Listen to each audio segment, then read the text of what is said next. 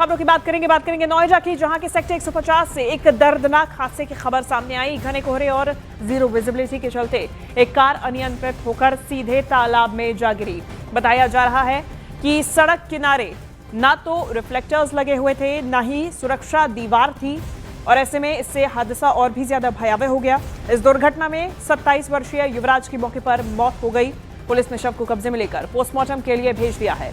घटना के बाद में अब रेसिडेंट्स और परिजनों ने नोएडा अथॉरिटी पर गंभीर आरोप लगाए हैं, लापरवाही के आरोप लगाए हैं और सुरक्षा इंतजामों की मांग की है।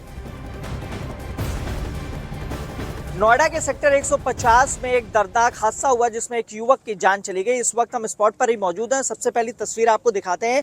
दरअसल में कल देर रात चूंकि विजिबिलिटी बेहद कम थी, लिहाजा एक तेज रफ्तार कार सीधे नाले में जा गिरी और उसके बाद नाले की दीवार को तोड़ते हुए वो आगे तालाब की तरफ बढ़ गई। आपको बता दें कि ये जो तालाब आप देख पा रहे हैं, ये बताया जा रहा है करीब 20 से 25 फीट गहरा है और एक कंस्ट्रक्शन साइट है।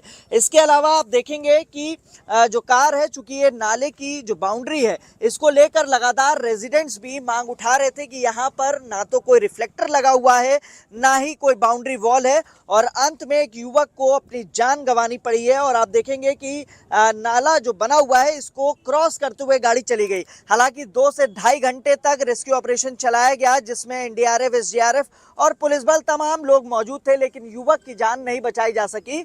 और युवक जो है वो यहीं पर नजदीकी एक सोसाइटी में रहता था, जो देर रात अपने घर को जा रहा था। 27 वर्षीय युवराज के रूप में युवक की पहचान हुई है। करीब 6 से 7 घंटे बाद उसकी बॉडी मिली है। फिलहाल शव को कब्जे में लेकर पोस्टमार्टम के लिए दे दिया गया है। दूसरी तरफ परिवार ने नॉलेज पार्क थाना में शिकायत दी है, लिखित एफआईआर दर्ज की जाए और ताकि उस जो मृतक है उसको न्याय मिल सके। तो ग्रेटर नोएडा से बड़ी लापरवाही सामने आई है। एक 27 वर्षीय युवक को अपनी जान से हाथ धोना पड़ा है लापरवाही के चलते। देखिए, लगातार उत्तर भारत में फॉग बढ़ता जा रहा है। बीती रात आज सुबह विजिबिलिटी बेहद कम थी और इसी के चलते ग्रेटर नोएडा में इस युवक की गाड़ी ने नियंत्रण खो दिया और रास्ता साफ और स्पष्ट तरीके से नहीं दिखने के कारण सड़क से किनारे तालाब में ये गाड़ी जा गिरी। ना तो वहां पे कोई बाउंड्री वॉल थी, ना रिफ्लेक्टर्स थे, ना सुरक्षा के लिहाज से कोई भी वहां पे बैरिगेटिंग की गई थी और इसी के चलते गाड़ी सीधा तालाब में जा गिरी, जिसमें डूबकर युवराज, जो कि 27 वर्षीय युवक था, उसकी मौत हो गई है।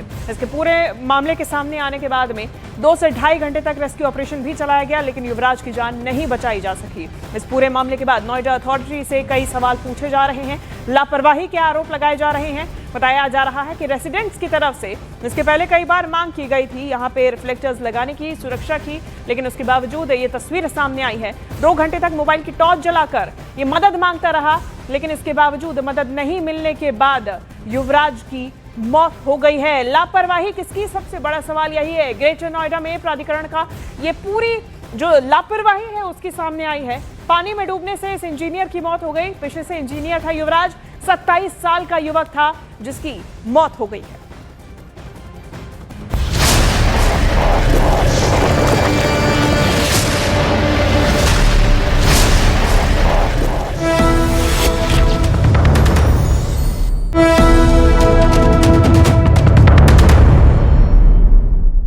प्रधानमंत्री नरेंद्र मोदी के असम दौरे का आज दूसरा दिन। प्रधानमंत्री नरेंद्र मोदी ने काजीरंगा कॉरिडोर की आधारशिला रखी है।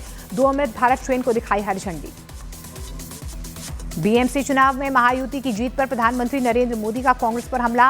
असम के कलियाबोर में बोले, जीत मुंबई में हो रही है जश्न। काजीरंगा में परिवारवाद की राजनीति को देश नकार रहा है। अब पश्चिम बंगाल को विकास की सौगात देंगे प्रधानमंत्री नरेंद्र मोदी। हुगली जिले के सिंगूर में कई अहम विकास परियोजनाओं का उद्घाटन करेंगे, शिलान्यास होगा।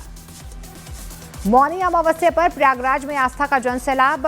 संगम तट पर श्रद्धालु लगा रहे हैं आस्था की डुबकी। तमिलनाडु के थुथुकुडी में आदि अमावस्या के मौके पर श्रद्धालुओं ने अपने पूर्वजों को श्रद्धांजलि अर्पित की। हार्बर बीच पर पारंपरिक रीति रिवाजों से पूजा अर्चना की गई। तमिलनाडु के रामनाथपुरम में आदि अमावस्या के मौके पर विशेष पूजा की गई। पूर्वजों की आत्मा की शांति के लिए पूजा की गई। जोधपुर में एमबीबीएस कॉलेज में छात्रों के बीच हिंसक झड़प। क्रिकेट खेलने को लेकर विवाद हुआ, झड़प में 6 लोग घायल। उत्तराखंड के 4 धाम में मोबाइल कैमरे पर पाबंदी, बद्रीनाथ केदारनाथ में फोटो वीडियो बनाने पर रोक लगी, मंदिर परिसर के बाहर फोटो वीडियो बनाने की इजाजत। ऑस्ट्रिया के फ्रिस्की खिलाड़ी का हैरत अंगेज कारनामा प्रदर्शन, फ्री स्की वर्ल्ड कप में स्की निकलने के बाद भी नहीं खोया अपना बैलेंस, 1080 स्पिन पूरा कर सुरक्षित लैंडिंग भी की।